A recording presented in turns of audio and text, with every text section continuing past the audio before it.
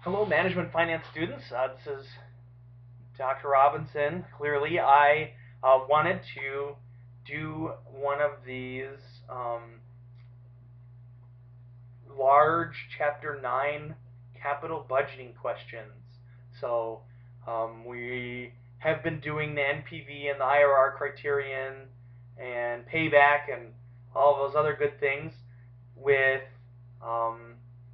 you always start that learning process with the cash flows being given to you, and now at the end of chapter 9 we're saying, well, let's back up to the base principles and start with a revenue number and take off the cost of goods sold and sort of go from there.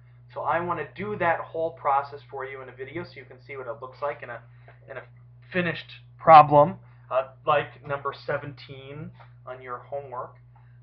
So that way you have an example of the play-by-play, the blow-by-blow attack of one of these. So we're going to do a business that has one asset that has, and this business is going to be alive for 5 years, and this asset costs $100,000. Think injection plastic molding machine. You know, we're gonna make some toys, and so we need to buy our device to make the product through the mold, and we're also going to need some working capital. So I'm putting net operating working capital of $5,000. So we've got an initial investment into the project, and then it's going to throw off some cash flows. So we're going to have sales here, and we're going to sell $20,000 a year. We'll just keep it simple, keep sales flat. Usually we'll grow and then mature and then shrink and then shut down at the end. That would be typical in an actual business. So you have sales, you also have cost of goods sold. If we're selling a plastic toy, there's a chance that we won't have too much in terms of cost of goods sold, so we're just going to keep it at $5,000. Our raw materials aren't too much money. And we have some marketing and all that thing. I'm just going to fold all that in here. So you've got some sales, you had some variable costs, and we just have the one fixed asset. So that means that our profit is going to be that per year. So that's our starting. There's our raw profit, but then we need to get rid of. We've got some tax to pay, and we also have some depreciation to keep track of. So I'm going to treat tax and as separate accounts. The tax and the tax shield as separate accounts. This keeps things. It makes the analysis more cluttered, but it makes our individual lines very simple to calculate. So if I'm just doing tax, before any tax shield, I just have to pay, and we'll assume that this is part of a much larger business, and so that's already much past the lower level corporate income tax rate. So we're going to pay 35% on everything. We've got a 35% tax rate, so we're going to generate this much tax, and that means that we have sort of a preliminary cash flow number of this minus that. Right, so we're going to get $97.50 every year if we didn't have any tax shield, but we do. So we have an asset that's depreciating.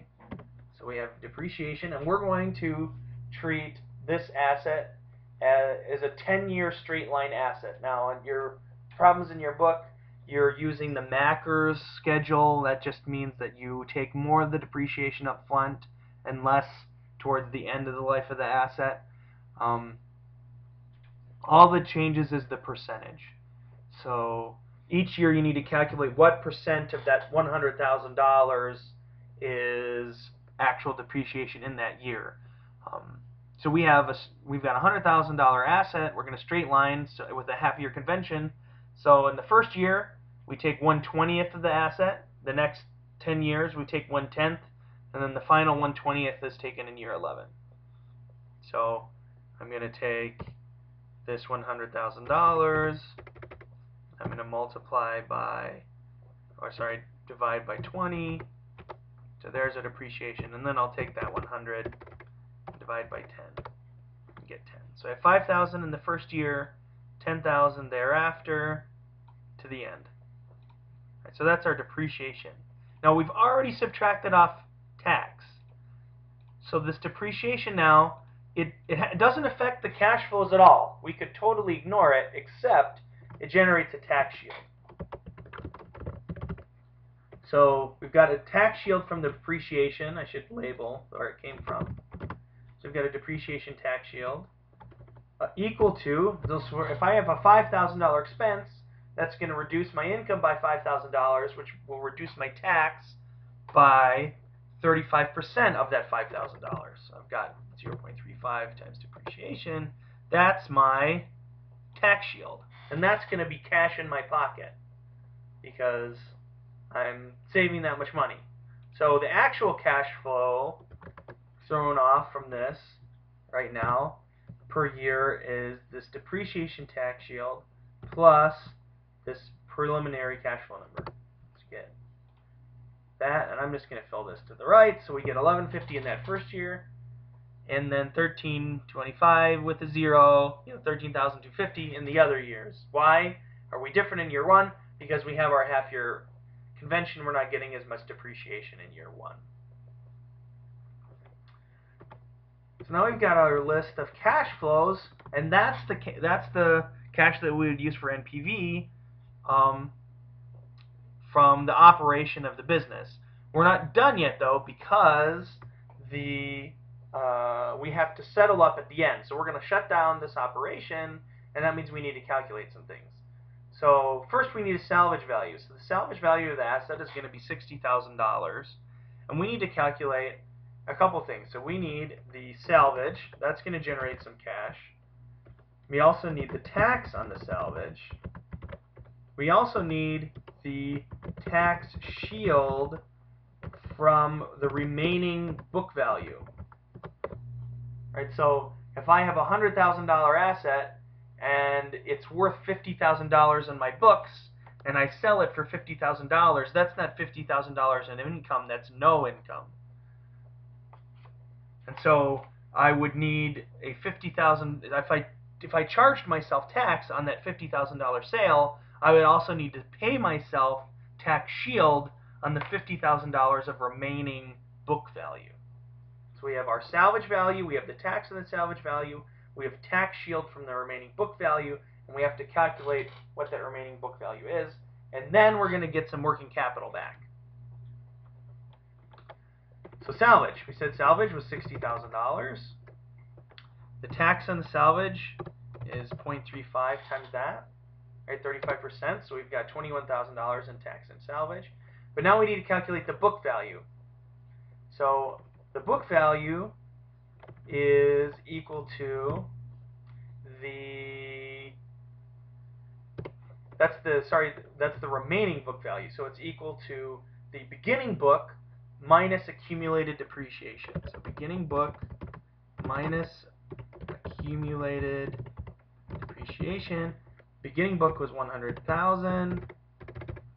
Accumulated depreciation is the sum of all these depreciation numbers. So I'm going to add all those up. That's $75,000, and so we have $25,000 in book value.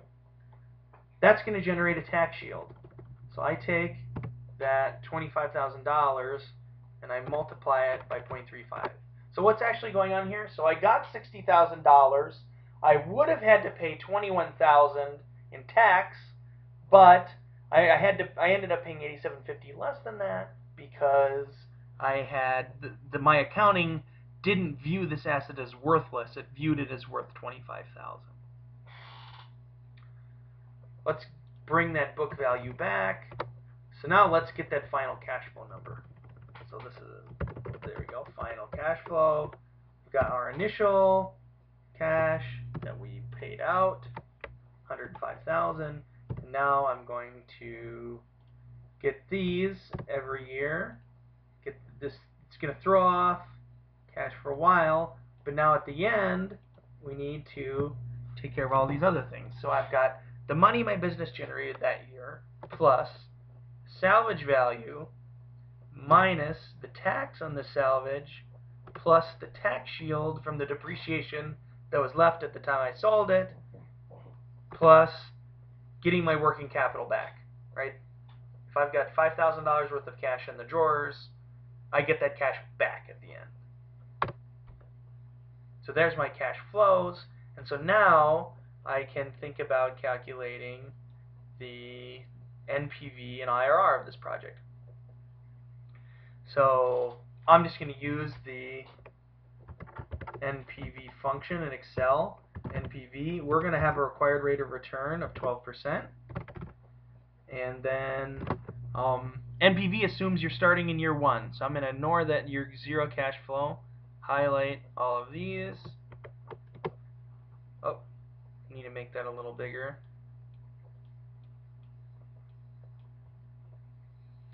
And then the difference then is we generate 85,000 worth of present value by paying 105. And guess what? That's not a good idea. So we end up in the hole. So we have a bad project here. Now, if I do IRR, IRR assumes year 0, so I can just highlight all of this. We only have, sorry you can't quite see, just get bumped up the end, but there you go. We only have one change in sign, so there will be only one IRR, and we get 8%. We were requiring 12, we only got 8, and so we end up behind. So by both the NPV and the IRR criterion, we would reject this project. So I'm not getting a sense from you that calculating the NPV, the IRR, or the payback running of those things is hard. It's just getting these cash flows here that is tricky, especially calculating salvage values on assets and the return on the working capital and the tax shield from depreciation, especially if it's a macro scale, and that would mean calculating each of these depreciations individually. But luckily they tend to give you fewer years than 8. So anyway, that's what they look like when you do them.